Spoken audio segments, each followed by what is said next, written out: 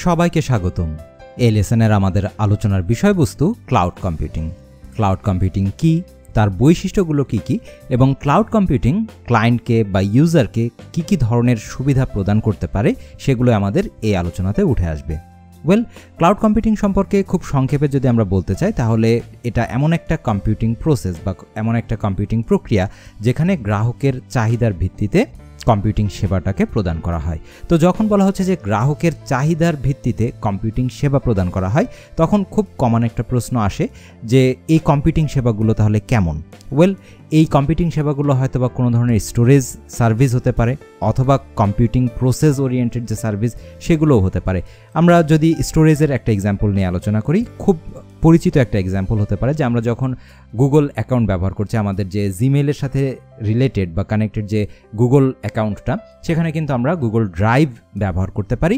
একদম without paying a single Penney আমরা কিন্তু 15 গিগাবাইটের একটা স্পেস পাই, যে স্পেসের ভেতরে আমরা আমাদের প্রয়োজনীয় যে ডকুমেন্টসগুলো আছে বা ফাইলস আছে, যে কোনো ধরনের যে ইম্পর্টেন্ট ইনফরমেশন সেগুলো কিন্তু আমরা ওখানে সেভ করে রাখতে পারি। তারপরে যদি আমাদের দরকার হয় যে না, আমাদের 15 গিগাবাইটের থেকে আরও বেশি স্পেস দরকার, সেই ক্ষেত্রে হয়তো বা আমরা গুগলের কোনো একটা প্ল্যান পারচেস করে নিয়ে তারপরে সেই জায়গার ভেতরে আমাদের আরও যে নেসেসারি ডেটাগুলো আছে তাদেরকে রাখতে পারছি। সো এইটা হতে পারে স্টোরেজ ওরিয়েন্টেড ক্লাউড কম্পিউটিংয়ের যে উপযোগিতা, তার একটা এক্সাম্পল। তারপরে যদি আমরা চিন্তা করি যে প্রসেসিং ওরিয়েন্টেড যে সার্ভিসগুলো সেটা ক্লাউড কম্পিউটিং কিভাবে প্রোভাইড করে, সেই ক্ষেত্রে আমরা হয়তো বা বলতে পারি যে কোনো একটা সায়েন্টিফিক রিসার্চের কাজে হয়তো বা খুব টেম্পোরারি অনেকগুলো কম্পিউটার দরকার কোনো একটা ক্যালকুলেশন করার জন্য, হয়তো বা 50 বা 100 কম্পিউটার দরকার। তো একসাথেই এতগুলো কম্পিউটার হয়তো বা একদিনই দরকার হবে, একদিনের পরে কিন্তু আর তাদেরকে দরকার নেই। তো এখন এই একদিনের জন্য এতগুলো কম্পিউটারকে পারচেস করা কিন্তু টোটালি পয়েন্টলেস। সো আমরা যদি আমাদের এই প্রসেসিংয়ের কাজটাকে রিমোট কোনো কম্পিউটার থেকে করায় নিয়ে চলে আসতে পারি, জাস্ট শুধুমাত্র ওই একদিনের জন্য যে কস্টটা হয় সেই কস্টটা দিয়ে, তাহলেও কিন্তু আমরা যে সার্ভিসটা পাচ্ছি এটা কিন্তু ক্লাউড কম্পিউটিংয়ের মাধ্যমেই প্রসেসিং ওরিয়েন্টেড কম্পিউটিং সাপোর্ট। তো এই জাতীয় সাপোর্টগুলো আমরা ক্লাউড কম্পিউটিংয়ের মাধ্যমে পেয়ে থাকতে পারি। তার মানে এই ক্লাউড কম্পিউটিং কিন্তু আমাদের কম্পিউটিংয়ের যে প্রক্রিয়াটা আছে এই প্রক্রিয়াটাকে আরও অনেক বেশি ফ্লেক্সিবল করে তুলছে। কাদের জন্য? আমরা যারা ইউজার আছি, আমরা যারা ক্লায়েন্ট এন্ডে ব্যবহার করছি আমাদের কম্পিউটিং সিস্টেমগুলোকে, তাদের জন্য। তো এখন আরও একটা বড় প্রশ্ন অ্যারাইজ করতে পারে যে এই যে এত ধরনের সার্ভিসগুলো আছে, সেটা স্টোরেজ সার্ভিস হতে পারে বা প্রসেসিং সার্ভিস হতে পারে, এই সার্ভিসগুলো তাহলে প্রোভাইড করছে কারা?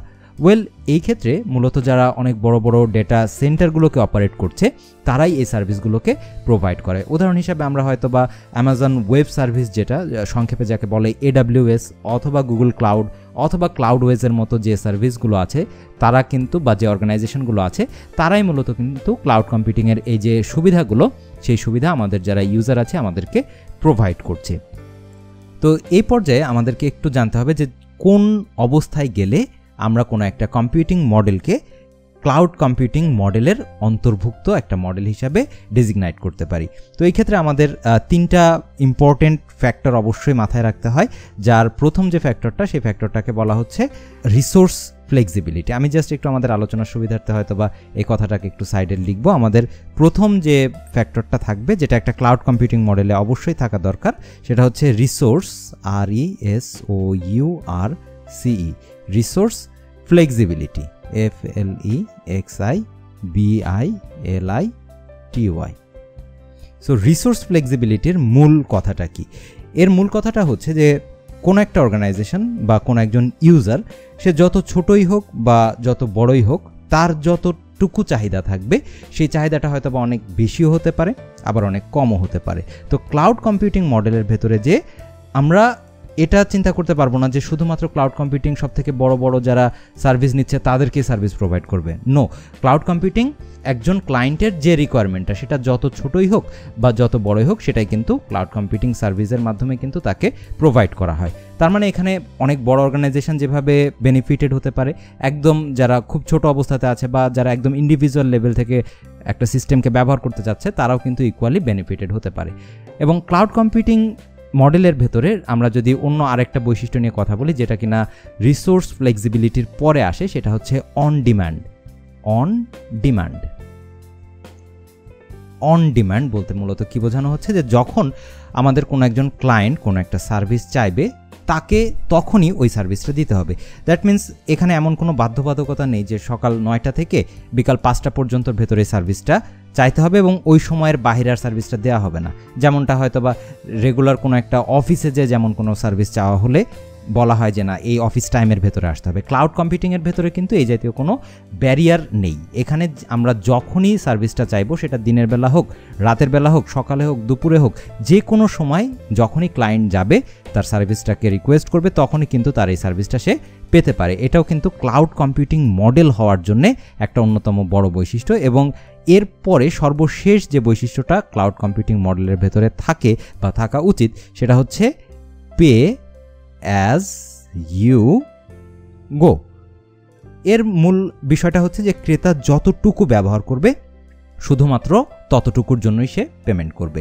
এখানে যদি সে অনেক বেশি ভলিউমের ইউজ করে, ডেটা হয়তো বা স্টোরেজের জন্য তার অনেক বেশি ভলিউম দরকার, তাহলে সে সেই অনুপাতে পেমেন্ট করবে। আবার যদি মনে হয় যে না প্রসেসিংয়ের জন্য খুব বিগ ভলিউম রিকোয়ারমেন্ট দরকার কোনো একজন ক্লায়েন্টের, তাহলে তার পেমেন্টটাও তত বেশি হবে। আবার যদি কেউ এমন থাকে যে না তার হয়তো বা স্পেস কনজামশনটাও কম, তাহলে সে ডেফিনেটলি একটা ছোট প্যাকেজ নিয়ে খুব অল্প জায়গার ভেতরে যে পারচেসটা করবে সেইটার জন্যই সে ততটুকু পেমেন্ট করবে। এ জায়গায় যার যতটুকু ইউজ সেইটার বেসিসেই মূলত পেমেন্টটা হবে। এখানে এমন বিষয় মোটেই না যে অনেক বেশি পেমেন্ট করে তারপরে অল্প সার্ভিস নিতে হবে, এরকম কোনো বিষয় না। যে যতটুকু ব্যবহার করবে সে ততটুকুর জন্য পেমেন্টটা করবে। তার মানে আমরা বুঝতে পারছি যে ক্লাউড কম্পিউটিং কিন্তু আদতে খুবই হ্যান্ডি একটা প্রসেস, এবং এই প্রসেসটা মূলত এখন যেটা করছে যে আমাদের কম্পিউটিংয়ের যে টোটাল ইউজেসটা এটা সবার কাছে আরও অনেক বেশি পরিমাণে পৌঁছে দেওয়ার জন্য, আরও অনেক বেশি হ্যান্ডি করার জন্য কিন্তু ক্লাউড কম্পিউটিং সত্যিকার অর্থেই আজকের এই সময় আমাদের কিন্তু খুবই ইম্পর্ট্যান্ট একটা কনসেপ্ট। যদি আমরা এটা খুব প্ল্যান্ড ওয়েতে ব্যবহার করতে পারি তাহলে কিন্তু এখান থেকে অনেক চমৎকার আউটকাম আনা সম্ভব। সেটা হয়তো বা আমাদের ইন্ডিভিজুয়াল লেভেলেও হতে পারে বা অর্গানাইজেশনাল লেভেলেও হতে পারে। এখন খুব সংক্ষেপে আমি বলবো যে ক্লাউড কম্পিউটিং তাহলে কী কী সুবিধা আমাদেরকে অফার করছে। ক্লাউড কম্পিউটিংয়ের ভেতরে একটা সুবিধা হতে পারে যে আমরা অনেক কম সংখ্যক লোক বল দিয়ে অনেক বেশি পরিমাণে কিন্তু কাজ করতে পারছি। যে জায়গায় হয়তো বা আমাদেরকে আগে অনেক বেশি পরিমাণে পার্সন দরকার হতো, হয়তো বা কোনো একটা অফিসের ফাইলগুলোকে বিভিন্ন জায়গায় বিভিন্ন যে আলমারি হতে পারে বা বিভিন্ন যে রুম হতে পারে সে জায়গায় অর্গানাইজ করে রাখার দরকার হতো। এখন হয়তো আমরা ক্লাউডে প্রত্যেকটার জন্য আলাদা আলাদা ফোল্ডার করে সেগুলোকে অর্গানাইজড অবস্থায় রাখতে পারছি। তারপর আমাদের মেনটেনেন্স কস্ট কম হচ্ছে। তার মানে আগে হয়তো বা যে জায়গায় আমাদের 10টা কম্পিউটার বা 20টা কম্পিউটার লাগতো, এখন হয়তো আমরা সেই একই কাজটাকে 5টা বা 8টা কম্পিউটার দিয়ে করতে পারছি। তাহলে আমাদের কি হচ্ছে যে ওই 12টা এক্সট্রা কম্পিউটারের জন্য যে খরচটা, সেই খরচটা কিন্তু সেভ হয়ে যাচ্ছে। তার জন্য যে ইলেকট্রিসিটির বিলটা সেটাও আমাদের সেভ হয়ে যাচ্ছে। তারপরে আরও একটা বড় সুবিধা হতে পারে যে যারা ছোট বিজনেস শুরু করতে চাচ্ছে তাদের জন্য কিন্তু ক্লাউড কম্পিউটিংটা বিশেষভাবে হেল্পফুল, কারণ ইনিশিয়াল ইনভেস্টমেন্টটা কম রাখার জন্য ক্লাউড কম্পিউটিংটা অত্যন্ত চমৎকার একটা ভূমিকা রাখে। এবং সর্বশেষ যেই সুবিধার কথা বলে আমি এই লেসনটা শেষ করব সেটা হচ্ছে যে ক্লাউড কম্পিউটিং যেহেতু ইন্টারনেটের সাথে কানেক্টেড, ইন্টারনেটের মাধ্যমে সংযুক্ত হয়েই ক্লাউড কম্পিউটিংয়ের এই সুবিধাটাকে নেওয়া হচ্ছে। তার মানে আমরা কিন্তু যে কোনো স্থানে যেয়ে বা যে কোনো স্থানে থেকেই ক্লাউড কম্পিউটিংয়ের যে সুবিধাটা আছে সেই সুবিধাটাকে নিতে পারছি। এটা মোটেই এমন না যে একটা নির্দিষ্ট অফিসে যেয়ে বা নির্দিষ্ট একটা জায়গায় থেকেই ক্লাউড কম্পিউটিংয়ের সুবিধাটা নিতে হবে। বিষয়টা মোটেই তেমন না। আমরা যে জায়গায় থাকবো আমরা সেখানেই কিন্তু ক্লাউড কম্পিউটিংয়ের যে অ্যাডভান্টেজটা আছে সেই অ্যাডভান্টেজটাকে নিতে পারবো। তো এই ছিল আমাদের ক্লাউড কম্পিউটিংয়ের উপরে আলোচনা। আশা করছি যে লেসনটা আমাদের সবার জন্য খুবই ইনফরমেটিভ ছিল। তারপরেও যদি আমাদের কারো কোনো প্রশ্ন থেকে থাকে please feel free to comment. দেখা হচ্ছে পরবর্তী লেসনে। Thank you so much.